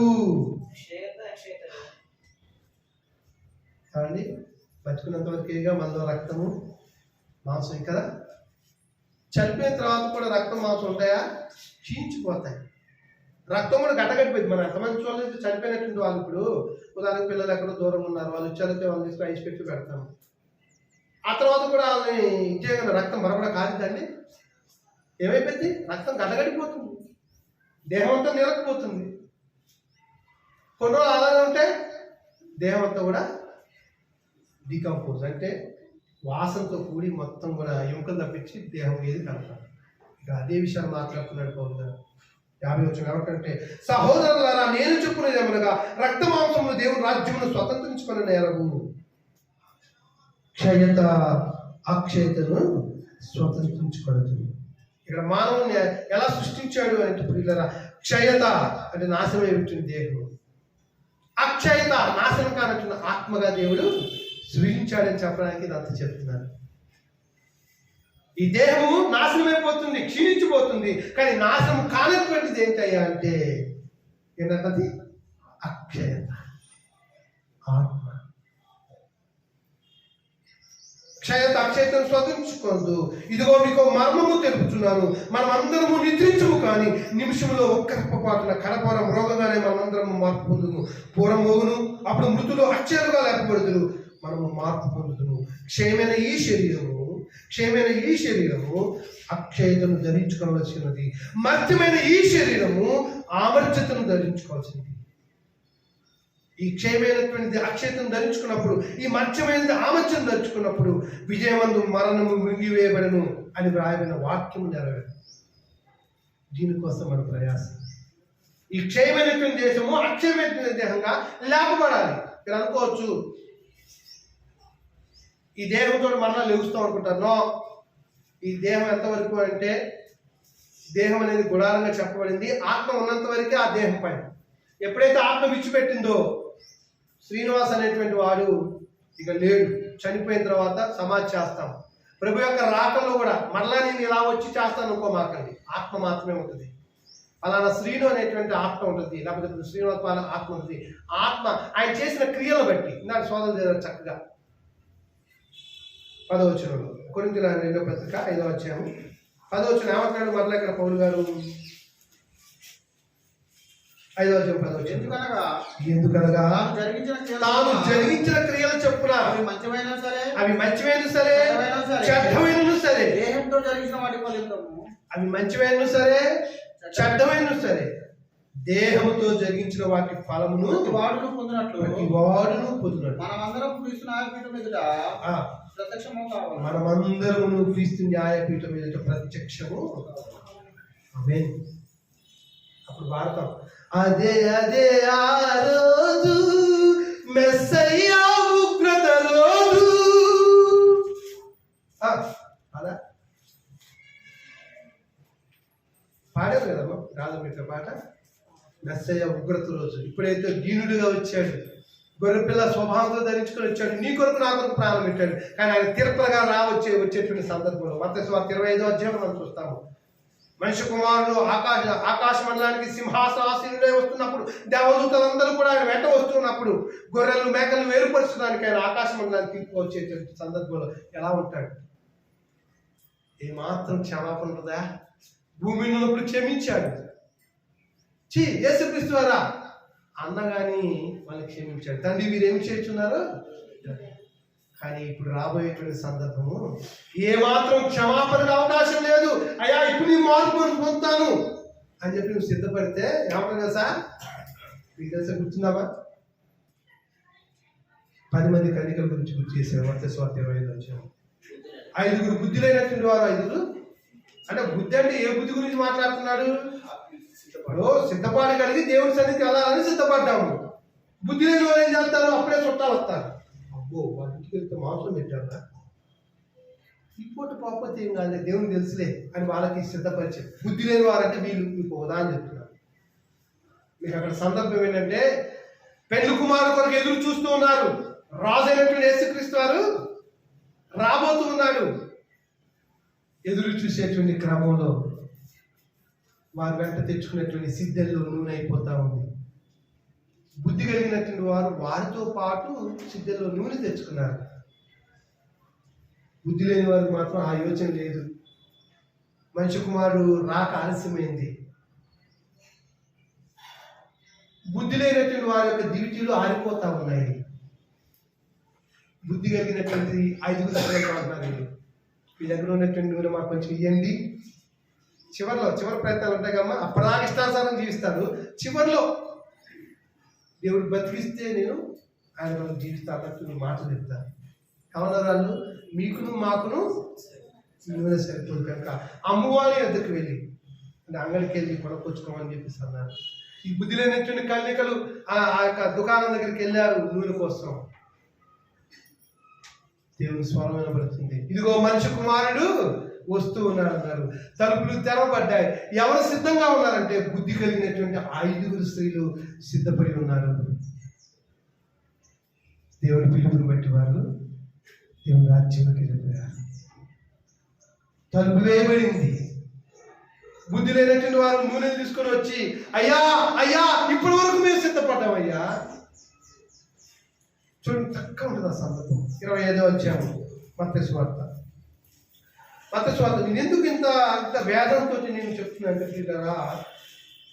దేవుడు మానవునిగా సృష్టించినటువంటి క్రమంలో ఆ ఆత్మను మనం రక్షించుకోకుండా ఒకవేళ ఆ ఆత్మ నిష్కారణంగా మన పాప జీవితం ద్వారా మరణిస్తే దానికి మోక్షం అనేది ఉండదు. మత్తయి సువార్త 25 అధ్యాయం 1 నుంచి మీరు చూసినట్లయితే పిల్లరా, ఇక్కడ పరలోక రాజ్యము తమ దివిటీలతో పట్టుకొని పెళ్లి కుమారుని ఎదుర్కొంటూ బయలుదేరిన 10 మంది కన్యకలను పోలి ఉందని చెప్పాడు. నేను చెప్పినంత ఇందులో ఉందండి. 11వ వచనంలో వారు కొనుగోవచ్చుండగా పెళ్లి కుమారుడు వచ్చును. అప్పుడు సిద్ధపడి ఉన్న వారు అతనితో కూడా పెళ్లి విందుకు లోపలికి పోయి అంతటి తలుపు వేయబడిను. ఆ తర్వాత తక్కిన బుద్ధి లేని కన్యకలు వచ్చి, అయ్యా అయ్యా మాకు తలుపు తీయమనగా ఆ పెళ్లి కుమారుడు అంటాడు, అతను మిమ్మను ఎరగనని మీతో నిత్యంగా చెప్పుచున్నాను. నా ప్రియ దేవుని పిల్ల, ఆ పిలుపుకి మనం ఉండొచ్చు. నీ జీవితంలో ఇంతకాలము దేవుని సన్నిధికి వచ్చి నీ ఆత్మను రక్షించుకోకుండా నువ్వు మరణిస్తే ఇక్కడ అంటున్నాడు, అయ్యా అయ్యా తలుపు తీయమని చెప్పేసి అన్నప్పుడు అతను మిమ్మల్ని ఎరగను మీతో నిత్యంగా చెప్పుచున్నాను. అప్పుడు ఆ బుద్ధి లేనటువంటి 5 యొక్క ఆత్మ పరిస్థితి ఒక్కసారి ఆలోచించారు. అందుకని అంటున్నాడు, ఆ దినమైనను గడియనను మీకు తెలియదు కనుక అవునంట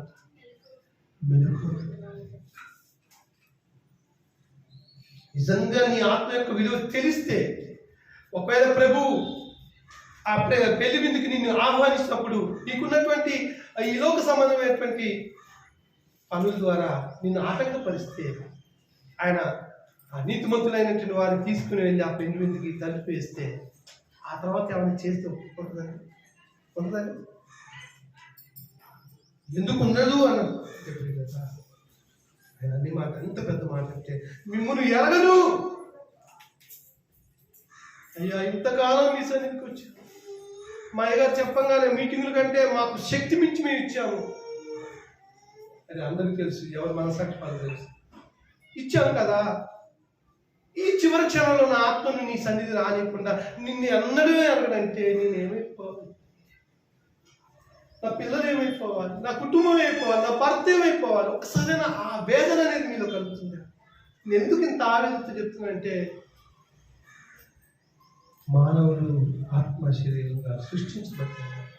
ఆ సృష్టించబడినటువంటి ఆ మానవుడు తనలో ఉన్నటువంటి ఆత్మను మరలా దేవునికి అప్పగించాలి. ఈ అప్పగించేటువంటి విషయంలో ఏమాత్రం కూడా మనము సజీవుడు పునరుద్ధానుడైనటువంటి యేసుని మనం ఎరగకుండా, ఆయన మాటలు వినకుండా ఒకవేళ ఈ తరువు సాధించామంటే ప్రభు అంటాడు, అగ్ని ఆరదు, ఇదిగో గొడ్డలి చెట్టు వేరున పెట్టబడింది, ఎవరైతే మారు మనసు దగ్గర ఫలాలు ఫలించడో వారిని నరికి అగ్నిలో ఆ స్థితికి వెళ్ళబోతున్నావా? నీవు ఉదయకాలంలో ఒకసారి నువ్వు దేవునికి ఇచ్చినటువంటి మాటల్ని ఆలోచించి నీవు నీ ఆత్మకు ఉన్నటువంటి ఆ విలువైనటువంటి స్థితిని ఆలోచించి. నేను ఇప్పటివరకు ఒక పాయింట్ చెప్పాను. మనిషి అనేటువంటి వాడు శరీరము ఆత్మ యొక్క రెండు భాగాలు. దాన్ని ఏమని చెప్పాడు? ఒకటి మన్ను అన్నాడు, రెండు ఆత్మ అన్నాడు.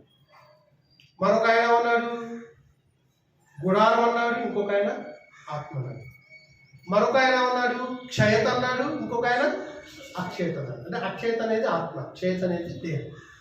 మరొక ఆయన ఉన్నాడు బాహ్య పురుషుడు, ఆంతర్య పురుషుడు. అంటే ఎన్ని రకాలుగా దేవుడు తన గ్రంథంలో మానవుడు ఎలా నిర్మించబడ్డాడు, ఎట్లు నిర్మించబడ్డాడు అనే విషయాలు తెలియజేస్తూ, నీలో ఉన్నటువంటి ఆత్మ యొక్క విలువ నువ్వు ఎరగకుండా ఒకవేళ మరణిస్తే 70-80 సంవత్సరాలు ధ్యానం చేసినట్టు అక్కడ నిత్యత్వము అన్నాడు. ఆ నిత్యత్వము మన యొక్క ఆత్మ ఆ భగభగ మండేటువంటి ఆ మంటల్లో కాలిపోతుంది. ఈ కన్సర్న్ లేదండి. అంటే కన్సర్న్ అంటే నేను చెప్పేది ఏంటంటే ఆ బాధ్యత లేదా, ఆ బాధ లేదా, అయ్యో నా కుమారుడు రక్షణ పొందలేదే, ఒకవేళ పొరపాటున వాడి యాక్సిడెంట్లోనో లేకపోతే ఏదైనా చనిపోతే వాడి ఆత్మ ఏమవుతుందని ఆ తండ్రి బాధపడ్డా?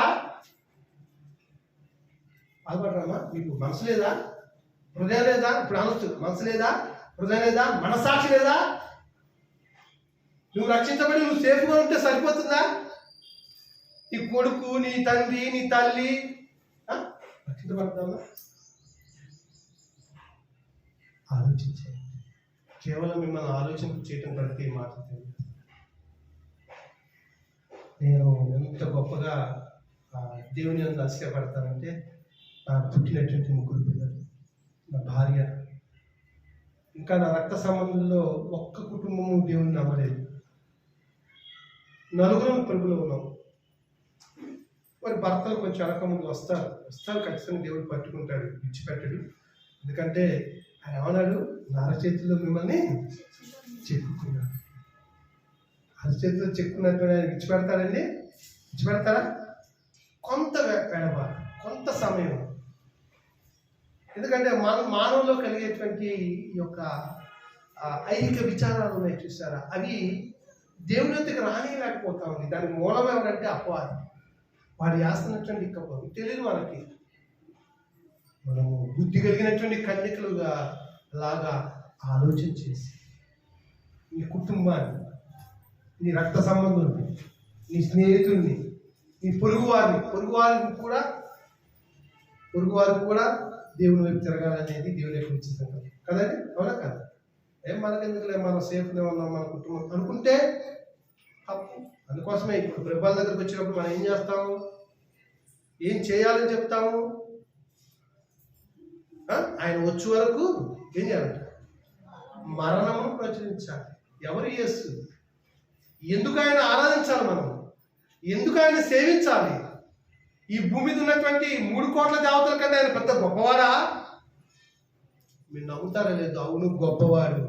మీరు నమ్మండి, నమ్మకండి, ఆయన గొప్పవాడు. ఎందుకంటే ఈ భూమి మీద ఉన్నటువంటి 3 కోట్ల దేవతలు దుష్ట శిక్షణ శిష్ట రక్షణ అనుకుంటూ వచ్చారు. ఒక దుష్టుడు పుడితే వాడిని చంపడానికి ఒక అవతారం వచ్చింది అంది. ఎందుకంటే నేను హైందవ కుటుంబం నుంచి వచ్చిన వాడిని, నాకు తెలుసు ఆ పురాణాలు, ఇతిహాసాలు. కానీ యేసుక్రీస్తు వారు నలిగిన హృదయాలను, దేవునికి దూరస్తులైనటువంటి మనుషులను, పాపము చేత కొట్టిమిట్టాడబడుతూ ఇక ఈ లోకంలో నన్ను ఎవరు రక్షించరు అని నీవు ఉన్న నిస్సహాయ స్థితిలో నిన్ను ప్రేమతో పిలుస్తున్నాడు. నా కుమారుడా, నా కుమార్తె, నువ్వు నిస్సహాయ స్థితిలో నువ్వు లేవు, నీకు నేనున్నాను. నువ్వు భయపడకు, నేను నిన్ను. కోడి తన పిల్లల్ని ఏం చేస్తాడు? గద్దం వస్తుంది, పైన వచ్చి పిల్లల్ని ఎగేసుకుని వెళ్ళిపోయింది కదా. దాని చూపు, దాని రాక చూసింది లేదు, వెంటనే పిలుచుకొని పిల్లలందరినీ పిలుచుకొని ఏం చేస్తామా? తన రెక్కల చాటు. అలా మన ప్రభువు కూడా మనల్ని తన రెక్కల చాటును దాచుకోవాలని, ఈ పాప జీవితాన్ని విసర్జించి దేవునికి తిరగాలని పిలుస్తూ ఉన్నాడు. ఆ పిలుపుకు నువ్వు ఇష్టపడుతున్నావా? ప్రయాసపడి భారం మోయించిన సమస్త జనులారా నా ఎద్దుకు రండి, మీకున్న పాపం నుంచి నేను విశ్రాంతినిస్తాను.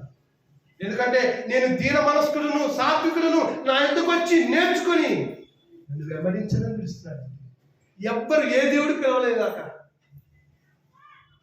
కానీ మన ప్రభువైనటువంటి యేసుక్రీస్తు పిలుస్తున్నాడు. నువ్వేమై ఉన్నావో తెలియజేస్తున్నాడు. నీ దేహం శాశ్వతమైనది కాదు. నీ దేహం ఏదో ఒక రోజున నిన్ను విడిచి వెళ్ళిపోతుంది ఈ గుడారము. కానీ విలువైనది, శాశ్వతమైనది ఏంటి అంటే నా ద్వారా, అంటే దేవుని ద్వారా మనలోకి వచ్చినటువంటి ఆత్మ విలువైంది అనేటువంటి విషయాన్ని దేవుడు తెలియజేస్తా ఉన్నాడు. ఆత్మను రక్షించుకోవడానికి ఇష్టపడుతున్నావా? ఆత్మ విలువైందని ఎంచుతున్నావా? నీ కుటుంబంలో ఉన్నటువంటి వారు రక్షణ పొందటానికి నీ వంతుగా నువ్వేమైనా ప్రయాసపడుతున్నావా? ఒకవేళ ఇక ముందు పర్లేదేమో, ఇక నుంచి స్టార్ట్ చేద్దాం. ఎందుకంటే మనం కృపాకాలంలో ఉన్నామండి. మన పూర్వీకులైనటువంటి వారు తప్పు చేస్తే వెంటనే దేవుడు చంపేశాడు. అవునా కాదు? కొరింథీయుల మొదటి పత్రిక 10వ అధ్యాయం చదువుతున్నప్పుడు ఇశ్రాయేలు ప్రజలు దేవుడికి ఎదురాడారు, విరోధంగా పాపం చేశారు, విగ్రహాలను చేశారు. ఏం చేశారు? ఒక్క దినం అంతే 23,000 మందిని కూలిపోయారంతే. కానీ ఇప్పుడు కృపాకాలంలో పాపం చేసేవాళ్ళు ఇంకా చేయని చూస్తున్నాడు దేవుడు. కానీ ఆ ఉగ్ర దినం నిలబడగలమా?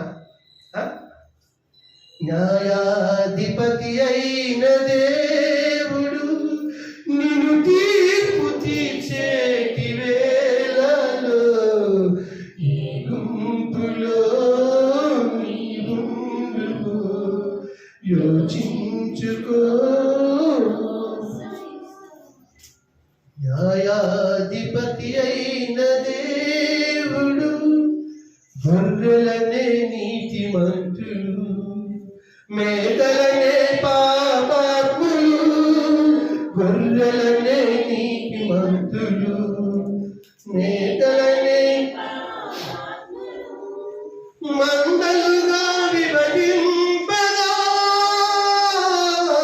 మందలుగా విభజింపగా ఏ వైపున నీవు నిలిచియుందువో, ఏ వైపున నీవు నిలిచియుందువో అని యేసుడు నిన్నడిగిన ఏమందువు, అని యేసుడు నిన్నడిగిన ఏమందువు. న్యాయాధిపతి అయిన దేవుడు నిన్ను తీర్పు తీర్చేటి వేళలో ఈ గుంపులో నీవుంటివో యోచించుకో సోదరా, యోచించుకో సోదరి. ఆకలితో వెదనొందగా, దాహముతో తపించగా, ఆకలితో వెదనొందగా, దాహముతో తపించగా, రోగముతో కృషించగా, రోగముతో కృషించగా, నన్ను చేర్చుకోలేదు నీవెందుకో, నన్ను చేర్చుకోలేదు నీవెందుకో అని యేసుడు నిన్నడిగిన ఏమందువు, అని యేసుడు నిన్నడిగిన ఏమందువు. న్యాయాధిపతి అయిన దేవుడు నిన్ను తీర్పు తీర్చేటి వేళలో ఈ గుంపులో యోచించుకో. సోదరా, సోదరి, గొర్రెలకు నిత్య జీవము, మేకలకు నిత్య నరకం. గొర్రెలకు అమ్మ బౌద్ధ సంబంధ గొర్రెల గురించి చెప్పట్లే ఇక్కడ. నీతిమంతులని గొర్రెలుగా పోల్చాడు. మేకలంటే పాపాత్ములైన వాళ్ళు మేకలతో పోల్చాడు. ఇది మా అయ్యగారు గొర్రెల గురించి మరేమో నిత్య జీవం అంటున్నాడు, మేకలకి ఏమో అనుకుంటున్నారు. నీతిమంతుల్ని గొర్రెలని, పాపాత్ముల్ని మేకలని ఆయన వేరుపరిచాడు. గొర్రెలకు నిత్య జీవము, మేకలకు నిత్య నరకము. గొర్రెలకు నిత్య జీవము, మేకలకు నిత్య నరకము. ప్రతిఫలము నీకొసంగగా, ప్రతిఫలము నీకొసంగగా. ఈ రెంటిలో ఏది నీ స్థానము, ఈ రెంటిలో ఏది నీ స్థానము అని యేసుడు నిన్నడిగిన ఏమందు, అని యేసుడు నిన్నడిగిన ఏమందు. న్యాయాధిపతి అయిన దేవుడు నిన్ను తీర్పు తీర్చేటి వేళలో నీవుందు యోచించుకో సోదరా, యోచించుకో సోదరి. ఆలోచించాలి. నీ కుటుంబంలో ఉన్నటువంటి నీ పిల్లల్ని, నువ్వు నీ భర్తని, నీ అత్తమామల్ని, లేకపోతే నీ అమ్మనాన్నల్ని ఏ గుంపులో నిలబెట్టడానికి దేవుడికి ఒక అవకాశం ఇచ్చాడు. దేవుడి మాట విని గొర్రెలబడినటువంటి నీతిమంతుల ఆ గుంపులోనికి నిన్ను నీ కుటుంబాన్ని తేవడానికి ఇష్టపడుతున్నావా? తనకు ఒక ఆయన గురించి మనం నేర్చుకుంటాం. యెహోషువ ఎవరండి? మీరు ఎవరినైనా ఆరాధించండి, అమ్మోరి దేవతను ఆరాధించండి, కానీ నేను నా ఇంటి వారిని యెహోవాను మాత్రమే. ఆ కమిట్మెంట్ రావాలరా మనలో. ఆ బాధ అంతది. నేను ఒక్కరి రక్షణ పొందడం కాదు, నా భార్య రక్షణ పొందాలి, నా భర్త రక్షణ పొందాలి. ప్రభు చేసినటువంటి త్యాగాన్ని వారికి ప్రేమపూర్వకంగా వివరిద్దాము. ఎందుకంటే ఆయన మాటలు కఠినమైనవి కాదు. ప్రతి ఒక్కరు కూడా అర్థం చేసుకునేటువంటి సులువైనటువంటి మాటలు ఆయన ప్రకటించాడు.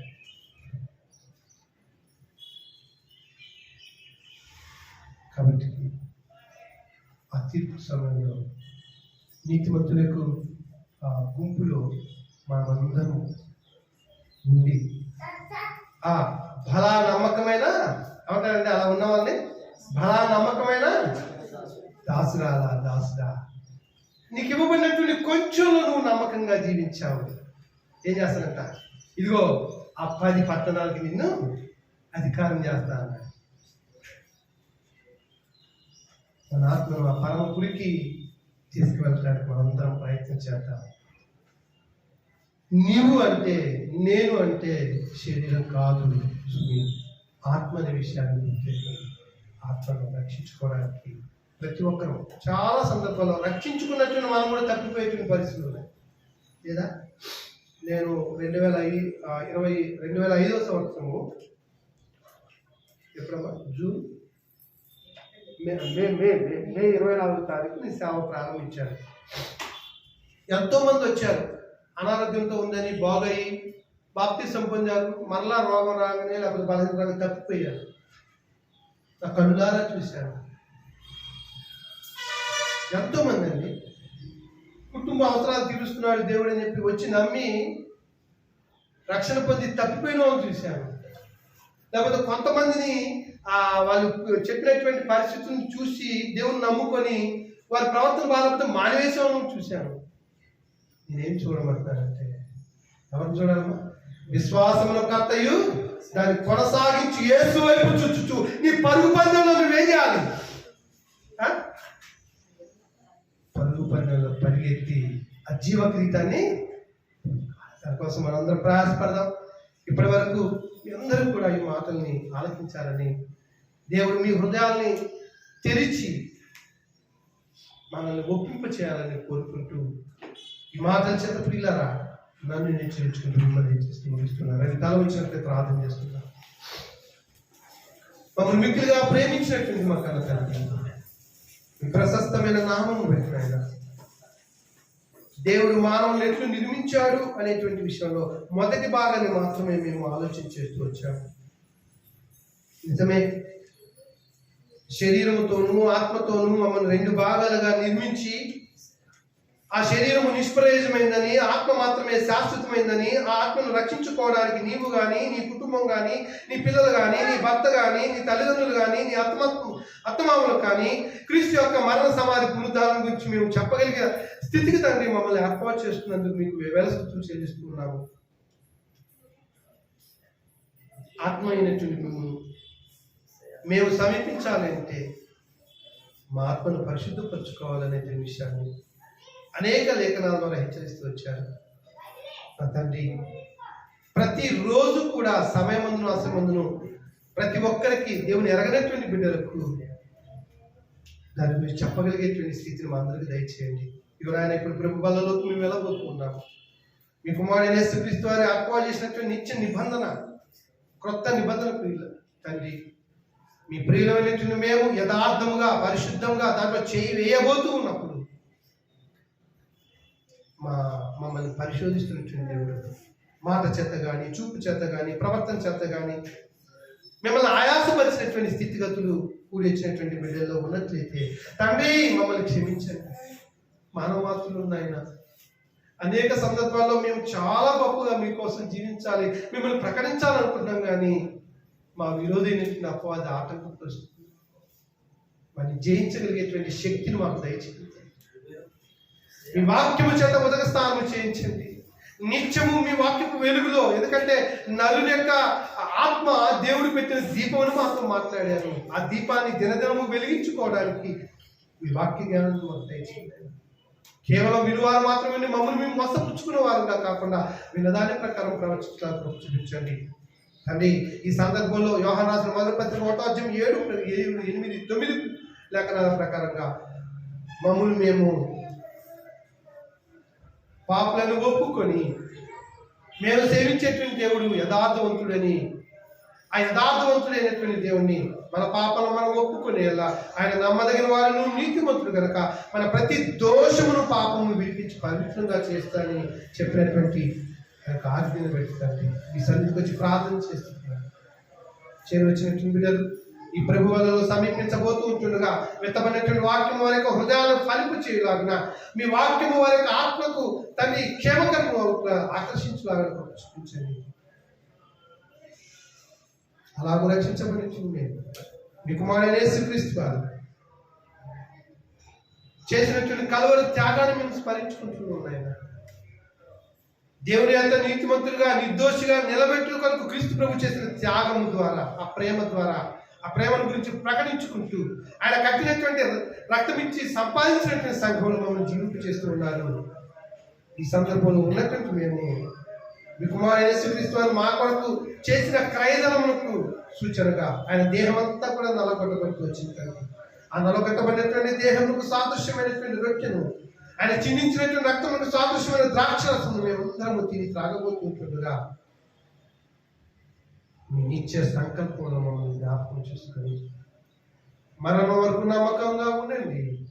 అప్పుడు నేను జీవకిరీటం సంస్థాన్ని వాగ్దానం చేశాను. ఆ జీవకిరీటం కొరకు మేము ప్రయాసపడుతుంటుండగా మా జీవితాలు ఏవైతే ఆటంకంగా ఉన్నాయో వాటన్నిటిని కూడా పెంటతో ఎంచుకొని మమ్మల్ని మేము సరి చేసుకొని మీ సరికి రాగలిగే స్థితిలో అందరికి దయచేయమని ప్రార్థించాను. కుమారుడైన యేసుక్రీస్తు వారు చేసిన కలువరి త్యాగంలో ఆయన శరీరం సాదృశ్యం పెట్టాము, ఆయన చిందించిన రక్తములకు సాదృశ్యమైన ద్రాక్షరసం మేమందరం కూడా భుజించి సేవిస్తుంటుందా మీరు వాగ్దానం చేసింది. ఎవడైతే నా శరీరం తింటాడో నా రక్తాన్ని త్రాగుతాడో వాడు నిత్య జీవాన్ని పొందుతాడు. నిత్యజనం నేను వాడిని లేపుదని శ్రమించాను. ఆ నిత్య నిబంధన వైపు మేము కొనసాగుతుంటుండగా మా హృదయాన్ని ఎరిగినటువంటి దేవుడు కనుక ఎవరూ కూడా మరి పాపం అనేటువంటి పరిస్థితులు మా జీవితాలు ఉండకుండా పరిశుద్ధపరచుకొని మమ్మల్ని మేము సరి చేసుకుంటూ ఈ ప్రేమ విందులో ముందులాగా మాకు సహాయం చేయించామని ఈ వాక్యం విన్నటువంటి బిడ్డలు తండ్రి, అలాగనే ఈ ప్రభుల్లో పాల్గొనేటువంటి వారు, ఈ ప్రేమ విందు అనుభవం లేనటువంటి భాగ్యం లేనటువంటి అందరూ బిడ్డలు వారందరినీ మారుమనసు పెట్టుకుని నడిపించమని ప్రార్థించవచ్చు. ఈ మానవ విజ్ఞాపనలన్నీ కూడా మా అందరి కొరకు తిరిగి రానైనటువంటి మీ కుమారుడు మా రక్షకుడైన యేసుక్రీస్తు వారి పరిశుద్ధమైన నామంలో ఈ విన్నపం సమర్పిస్తున్నాము తండ్రి. ఆమేన్. అలాగనే ఉండండి. మీ హృదయాలు దేవుని తరలి తిప్పండి. గడిచిన ప్రభుత్వం నుంచి ఈ ప్రభుత్వం వరకు మనం ఏమై ఉన్నాము అనేటువంటి విషయాన్ని ఒక్కసారి పరీక్షించుకొని పవిత్రమైన హృదయంతో, ఎందుకంటే మనం సేవించేటువంటి దేవుడు ఆయన పరిశుద్ధుడు, మనల్ని కూడా ఆయన కోరికలు ఆయన స్వరూపములు చేసుకున్నాడు కనుక మనం కూడా అలాంటి మనసు కలిగినటువంటి వారమై ఈ ప్రేమ మందిలోకి వెళ్దాము.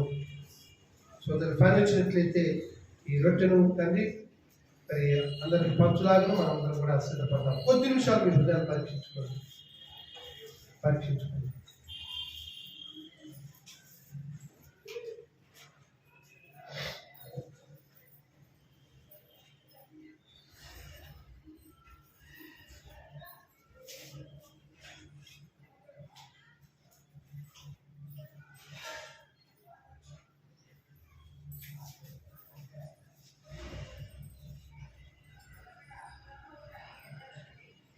ప్రార్థన చేసుకుంటాం.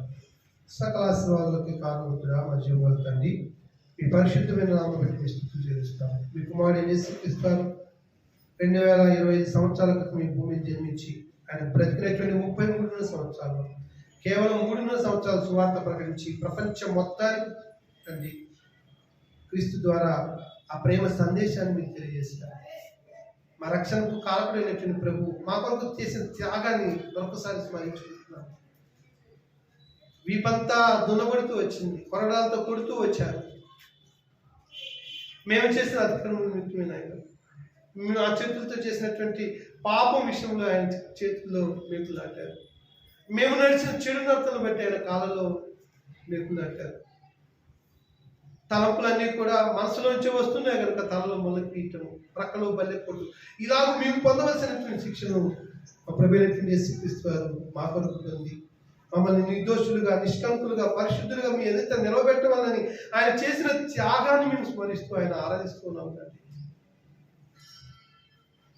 బాప్తిస్మం విశ్వాసంలో కొనసాగుతున్న వారు, రక్షణలో కొనసాగుతున్నటువంటి వారు తండ్రి మీరు ఏర్పాటు చేసినటువంటి నిత్య బిందులోకి పొందుతుంటుండగా బిడ్డను ఆశ్రయించమని ప్రార్థన చేయొచ్చు.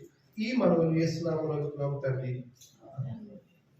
వారు భోజనం చేయుచుండగా యేసు ఒక రొట్టె తీసుకొని ఆశీర్వదించి విరిచి శిష్యులకి ఇచ్చి, ఇది మీరు తీసుకొని తింటే ఇది నా శరీరం అర్పించండి.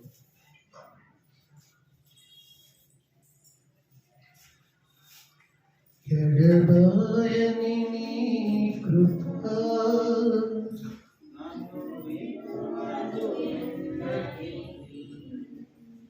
ఎడబాయని నీ కృప నన్ను విడువదు ఎన్నటికీ. యేసయ్యా నీ ప్రేమానురాగం ఆయను అనుక్షణం. యేసయ్యా నీ ప్రేమానురాగం నన్ను ఆయను అనుక్షణం.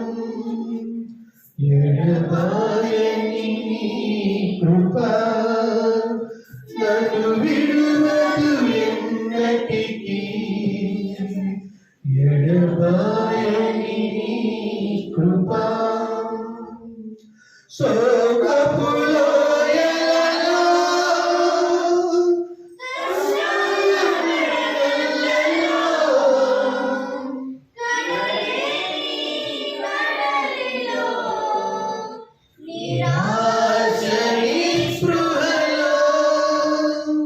శోధనలో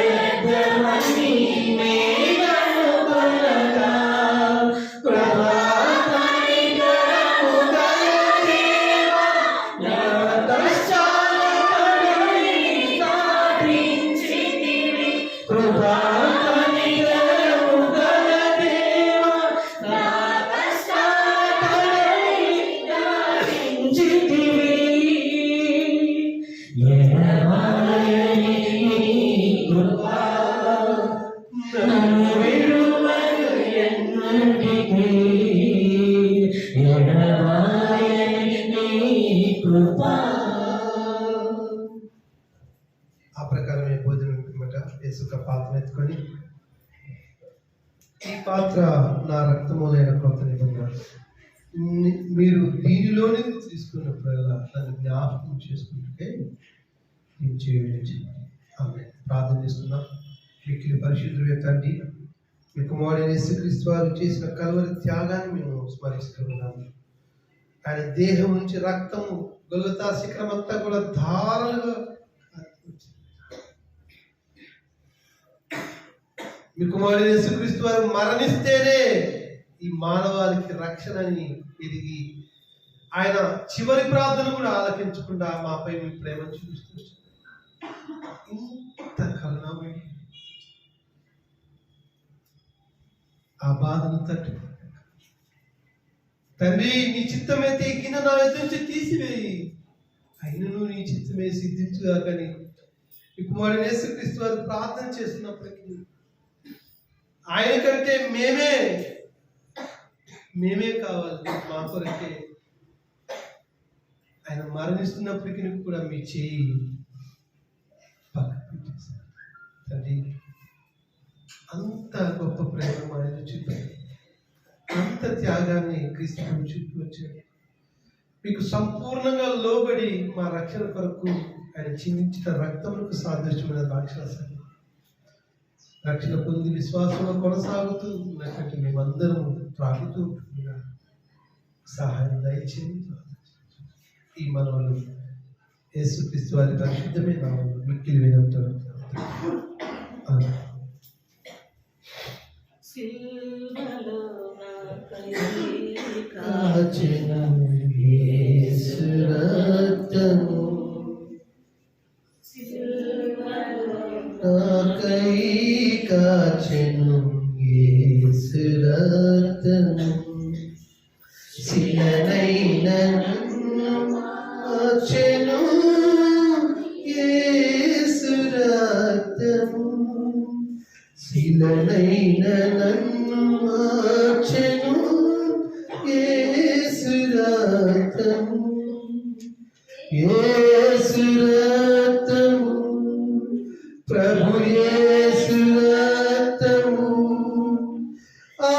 అమూల్యమైన రక్తము, యేసు రక్తము, అమూల్యమైన రక్తము, యేసు రక్తము, సిల్వలో నాకై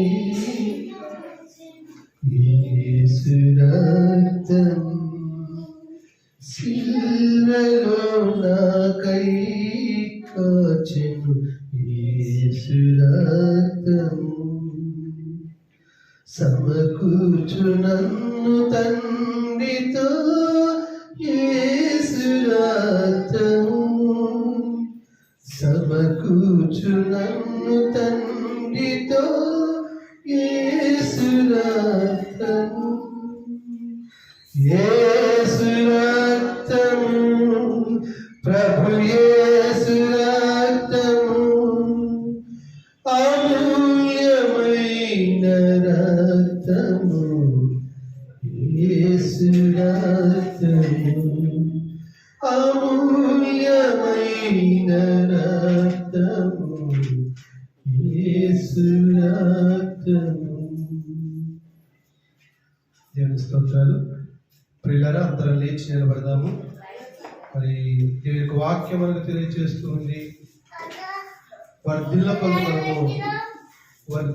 మనము దేవుడికి ఆరాధించాలి. కొరింథీయులకు మొదటి పత్రిక 16వ అధ్యాయము 1-2 వచ్చాము మనం చూసినప్పుడు. నన్ను ఒక్క నిమిషం ఆలోచిస్తాను బాబు.